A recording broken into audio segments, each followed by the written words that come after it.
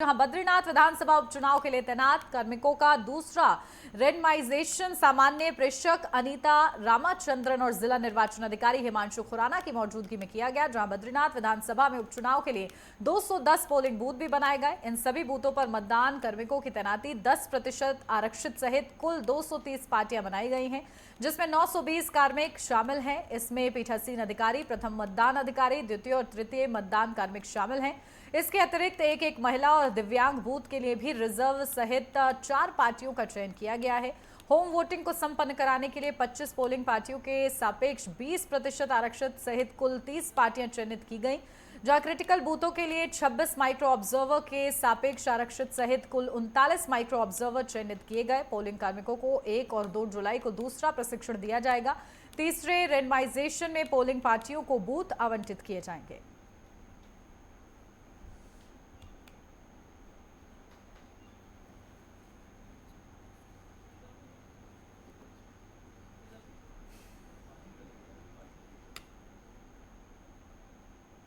हरिद्वार में बन रही 15 किलोमीटर लंबी रिंग रोड का निर्माण कार्य बेहद धीमी गति से चल रहा है। जहां बहादुराबाद से श्यामपुर कांगड़ी को जोड़ने वाली रिंग रोड को इस साल के अंत तक बनकर तैयार होना था, लेकिन निर्माण काम धीमी गति से होने के कारण 2025 में ही रिंग रोड का निर्माण पूरा होने की उम्मीद है।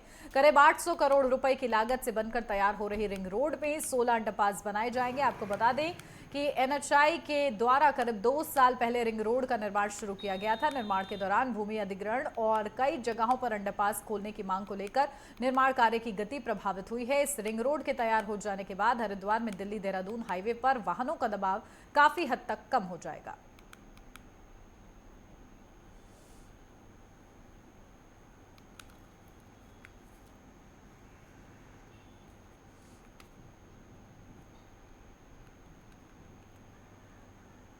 रिंग रोड बन रहा है, अभी बहादुराबाद से हमारा बन रहा है, तो उसमें काम जो आप कह रहे हैं उनको शायद अगस्त तक वो लोग देंगे, अगले अगस्त तक या जो भी है।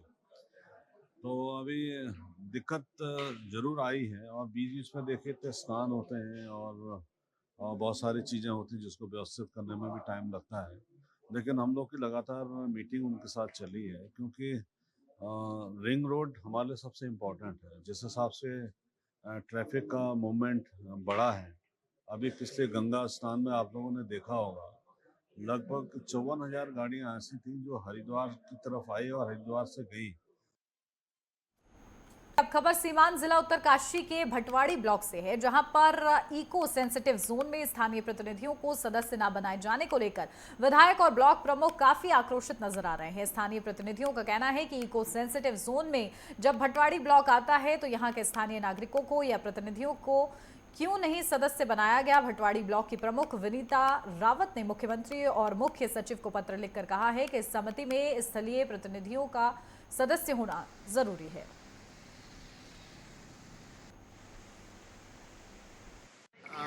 ये मांग रहेगी और मैं चाहूँगा कि हमारे क्षेत्र पंचायत की बैठक से प्रस्ताव जाए कि जो 88 गांव इसमें ले हैं और जो इसकी 100 किलोमीटर की दूरी लिए, इसकी जो दूरी है वो मात्र 30 किलोमीटर की जाए और 100 किलोमीटर की जगह जो है घटाकर 70 किलोमीटर घटाकर 30 किलोमीटर की जाए।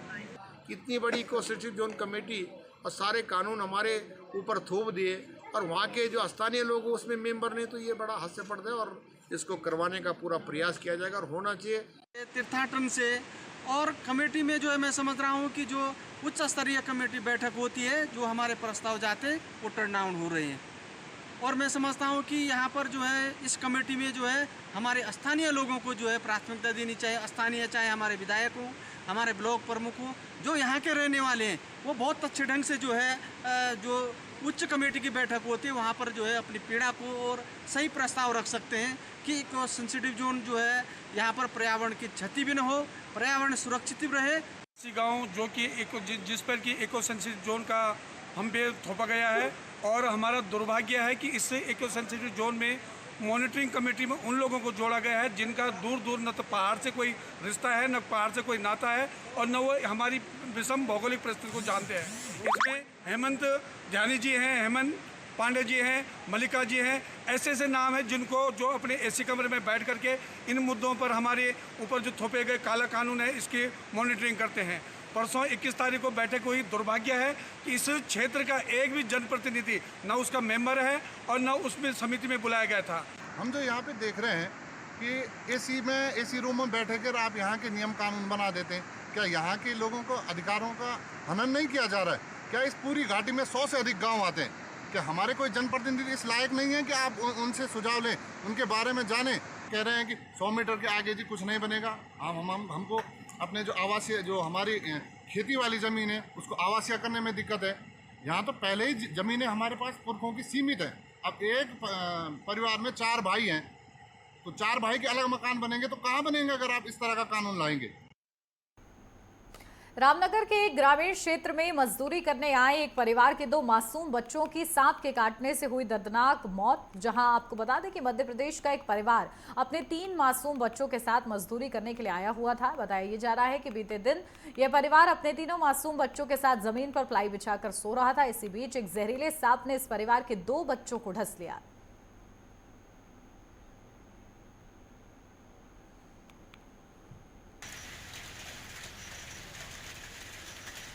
यहाँ पे 2 प्लाई बिछी हुई थी और यहाँ पे मियाँ बीवी सोए हुए थे।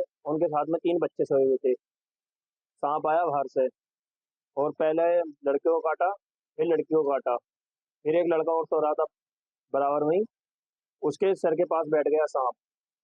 हम जैसे कि लड़की रोई तो हम सारे जने अंदर आए। अंदर आके देखा तो सांप वहीं पे बैठा हुआ था मौजूद।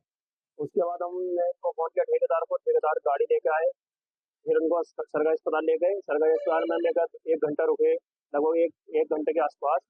उसके बाद फिर इन्होंने लिख दिया बाजपुर साइड को, और कल लड़की खत्म हुई है और आज लड़का खत्म हुआ है रात 11 साढ़े 11 बजे के टाइम। रामनगर क्षेत्र हमारे जंगल से, घने जंगलों से जुड़ा है, नदी नालों से जुड़ा है, तो आए दिन सांपों का ये लगातार सिलसिला जारी रहता है कि सांप निकले घरों में प्रवेश करते हैं। कई घटनाएं होती हैं और आप देख रहे हैं कि ये कितनी बड़ी घटना हुई है कि दर्दनाक 2 बच्चों की मौत हुई। इसका घर परिवार नष्ट हो गया है।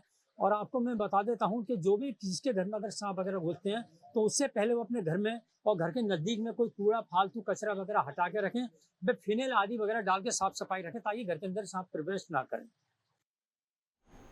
अल्मोड़ा के रानी धारा मोहल्ले में जहां तेज बारिश से आपदा जैसे हालात बन गए। झमाझम बारिश से रानी धारा में कई लोगों के घरों में मलबा और पानी तक घुस गया। अंधेरे में हुई बारिश से घरों में मलबा आने से लोगों में डर और दहशत का माहौल भी देखा गया। आपके माध्यम से कि अगर ऐसा होता है तो मैं आपको बता दूंगी कल रात 2 बजे 3 बजे या 2:30 बजे से बरसात शुरू हुई है।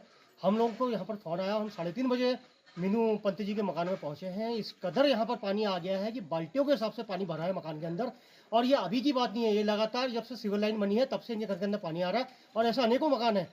सिविल लाइन करोड़ों रुपये, 4.5 करोड़ रुपये केवल रानीधारा के लिए आया है और 4.5 करोड़ रुपये रानीधारा में सिविल लाइन के निर्माण के बाद ये स्थिति हो गई है कि लोगों के घर में पानी आने, बेहिसाब पानी आना शुरू हो गया है। हम लोग पिछले 6 दिन से इस व्यवस्था को दुरुस्त कराने के लिए धरने में बैठे हैं। कल विभागीय अधिकारी आए हैं, वो कह रहे हैं कि भाई हमारे पास पैसा लंबे समय से पड़ा है, तो वो पैसा किस लिए पड़ा है, वो काम क्यों नहीं हो रहा, जमीन में क्यों नहीं आ रहा है वो पैसा। उसी तरह से नगर पालिका काम करा रही है बरसात में। बड़ा दुर्भाग्य है, जिस काम को जनवरी फरवरी में प्लानिंग होके मई जून तक काम को कंप्लीट हो जाना था ताकि बरसात में किस तरह की आपदा ना आए, तो किस तरह की विभागीय लापरवाही है। लोग आजकल धरना इस वजह से दे रहे थे कि यहाँ पे लाइन और सीवर लाइन है और बाकी नगर पालिका का जो व्यवस्था है पानी की सप्लाई वो ड्रेनेज वाली वो ठीक नहीं है। मैं कल भी आपको चेतावनी देके आई थी आपके माध्यम से कि अगर ऐसा होता है तो मैं आत्मदाह करूंगी। कल रात 2 बजे से हमारे घर में पानी है, हम 2 बजे से घर से बाहर हैं। आप देख सकते हैं, पूरा वीडियो देखिए। मैं रात के 2 बजे से हम लोग घर में बैठ के यहाँ पे मैं लगातार डीएम सर को कर रही हूँ, मनोज तिवारी और कैलाश शर्मा, सबको मैंने फोन किया, सबके स्विच ऑफ आ रहे हैं। आप ही बताइए, अगर कल के दिन इन अधिकारियों के घर में ऐसा होता तो क्या ये शासन प्रशासन देखता नहीं? हम ही लोगों ने इनको यहाँ जनता को यहाँ तक पहुँचाया है, हम ही लोगों ने इनको विधायक बनाया है, हम ही लोगों ने इनको MP MLA बनाया है और आज हमारे लिए ऐसा अन्याय हो रहा है। प्रदेश में महिलाओं के खिलाफ बढ़ रहे अपराध के मामले को लेकर कांग्रेस पार्टी के प्रदेश अध्यक्ष ने सवाल उठाया है। कांग्रेस पार्टी के प्रदेश अध्यक्ष करण महारा ने वार्ता करते हुए कहा है कि प्रदेश में लगातार महिलाओं के खिलाफ अपराध के मामले बढ़ रहे हैं। कुमाऊं और गढ़वाल मंडल में महिलाओं के खिलाफ अपराध के मामले बढ़े हैं। उनका कहना है कि हिमालयी राज्यों में उत्तराखंड राज्य महिलाओं के अपराध के मामले में नंबर 1 पर है। तो वहीं बीजेपी प्रदेश प्रवक्ता विनोद सुयाल ने पलटवार किया है। कहा है कि कांग्रेस लोकसभा चुनाव की हार को पचा नहीं पा रही है, जिसके चलते कानून व्यवस्था को लेकर इस तरह के बयान दे रही है।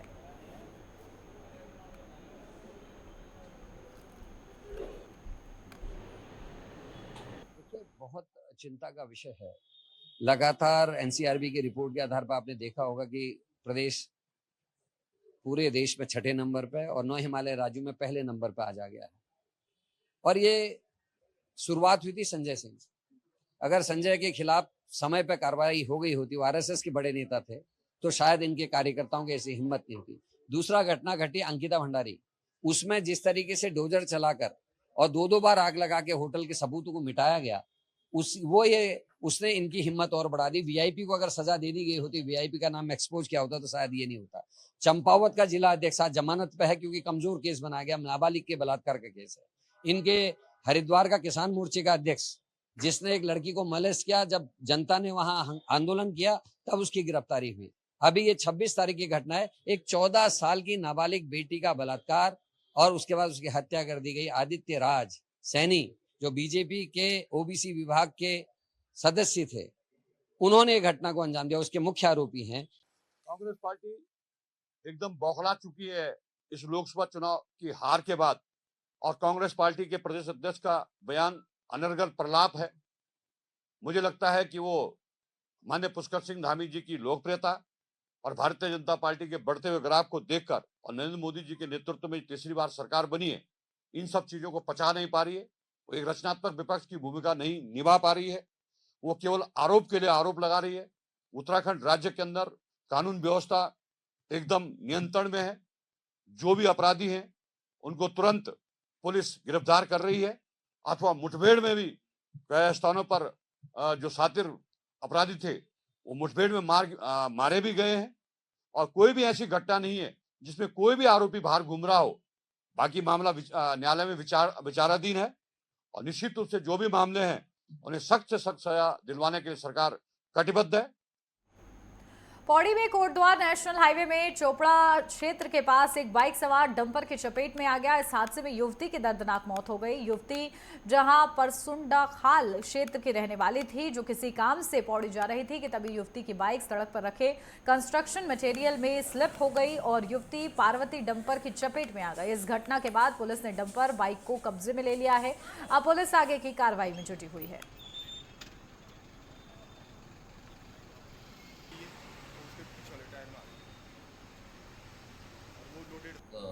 सुबह एक बहुत दुखद घटना हुई है, जिसमें एक 20 वर्ष की महिला जो कि अपनी बाइक से सवार होकर जा रही थी, जो कि एक बड़े वाहन के नीचे आए हैं और मौके पे ही उनकी मृत्यु हुई है। जिसमें हमारे द्वारा मौके पे पहुंचकर शव को ले जाकर पंचायतनामा और पोस्टमार्टम की कार्रवाई की जा रही है। उसमें हम मुकदमा भी पंजीकृत कर रहे हैं और जो उसमें भारी वाहन है उसके विरुद्ध हम कार्रवाई कर रहे हैं।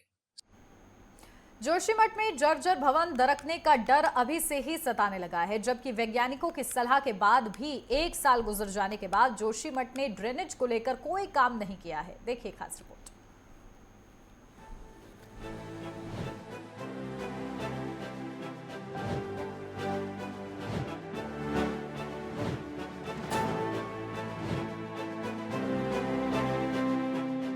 साल 2023 का जनवरी महीना शायद ही कोई भूला होगा, क्योंकि कड़कड़ाती ठंड में जोशीमठ शहर में भूधसाव होने लगा था और सैकड़ों भवनों में दरारें आने से लोगों की छत छिनने लगी थी। केंद्र और राज्य के सहयोग से कई जांच एजेंसियों ने जोशीमठ पर काम किया, लेकिन 1 साल बाद भी जोशीमठ के हालात वही हैं जो जनवरी 2023 में थे। जोशीमठ में ना तो ड्रेनेज पर कार्य हुआ और न ही दरारों को भरने का कार्य हुआ, बल्कि अब डर इस बात का है कि मॉनसून सीजन में जब बारिश होगी तो पानी फिर जमीन में इन दरारों से जाएगा तो फिर जोशीमठ पर खतरा बनकर आएगा। आपको बता दें कि वैज्ञानिकों ने भी जोशीमठ के नीचे 40 ऐसी दरारों का जिक्र किया था जो भूधसाव से बनी हैं। आपदा सचिव रंजीत सिन्हा की माने तो जोशीमठ को लेकर कई एजेंसियों ने कार्य किया है। आपदा सचिव ने बताया कि जोशीमठ में ड्रेनेज सिस्टम को लेकर आगामी 10 से 15 दिन में डीपीआर बनाने का कार्य पूर्ण हो जाएगा। साथ ही जोशीमठ में जिन प्रभावितों को विस्थापित किया जाना है उनको लेकर भी वित्त विभाग द्वारा जल्द ही हरी झंडी मिलने की उम्मीद है। ड्रेनेज का पूरा हमारा एक कंसल्टेंट और हमारे जो एक्सपर्ट्स हैं, हमारे एक्सपर्ट्स के सुपरविजन में कंसल्टेंट के द्वारा पूरा इन्वेस्टिगेशन करके उसका डीपीआर लगभग तैयार हो गया। तो उसमें हमने दोनों कई चीजें हमने देखी है। ड्रेनेज तो एक तो हो गया कि जो हमारे हाउस होल्ड का जो पानी निकलता है उसका, और दूसरा जो बरसाती नाले बहते हैं, तो ये दोनों का हमने उसमें अकाउंट फॉर किया है। किस तरह से हमारे नाले कहीं पर टूटे हैं, पानी आता है नाले में अंदर चला जाता है और वही कल को वो सिंकिंग होती है, डैमेज करता है।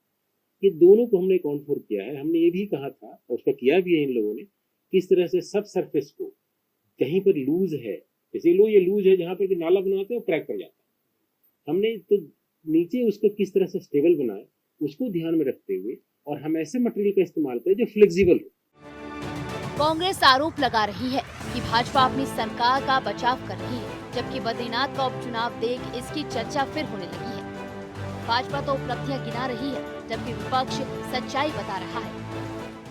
जब जोशीमठ में आपदा आई थी तब भी हमारी प्रदेश सरकार ने पूरी तरह से भरसक प्रयत्न किया था कि किसी प्रकार से जान माल की हानि वहां पर नहीं हुई। तो ये दिखाता है और दर्शाता है कि हम लोग अपनी जनता के प्रति कितनी हमारी भारतीय जनता पार्टी सजग रहती है, और केंद्र सरकार का भी उस समय भरपूर सहयोग जोशीमठ को मिला था। और अभी भी मानसून सत्र शुरू होते समय ही हमारे यशस्वी मुख्यमंत्री श्री पुष्कर सिंह धामी जी ने अधिकारियों को सख्त निर्देश दे दिए गए हैं कि किसी भी प्रकार से जनता को किसी चीज का सामना, परेशानी का सामना न करना पड़े। और जहां तक दरारें भरने की बात है जोशीमठ की, तो वहां पर पूरा कार्य किया जा चुका है लगभग, और जो थोड़ा बहुत कार्य रह चुका है उस पर भी हमारी सरकार लगी है। जोशीमठ आपदा को लगभग 2 साल हो गए हैं। 2 साल पहले वहां मकानों में जो है दरारें आई थी। लगातार जनता पहले से ही सरकार को जगाने और चेताने के लिए आंदोलन कर रही थी, लेकिन समय पे तब भी सरकार नहीं जागी। और अब भी 2 साल से सरकार जो है लोगों को पुनर्वास का भरोसा दे रही है, मुआवजे का भरोसा दे रही है, लेकिन न तो उनके पुनर्वास की कोई योजना बता रही है, न जो है उनको मुआवजा ही दे रही है। लोग अंधकार में हैं, भय में हैं कि उनका भविष्य क्या होगा। अभी देखिए ड्रेनेज की व्यवस्था वहां पर नहीं सुधरी, जो मकानों में दरारें हैं वो ज्यों की त्यों हैं, और लोग मजबूरी में उन दरार वाले भवनों में ही रहने के लिए जो है विवश है, क्योंकि सरकार ने तो उनके आवास और पुनर्वास की कोई व्यवस्था नहीं की है। बहरहाल चुनाव नजदीक है तो दावे कई किए जा रहे हैं, लेकिन जनता अब सब देख रही है।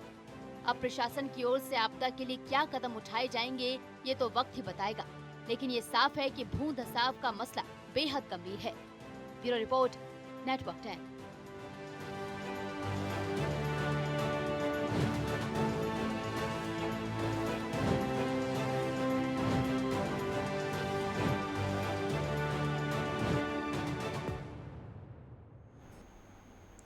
या रुक रहे ब्रेक के लिए, जल्द हाजिर होते हैं। आप बने रहिए नेटवर्क 10 के साथ।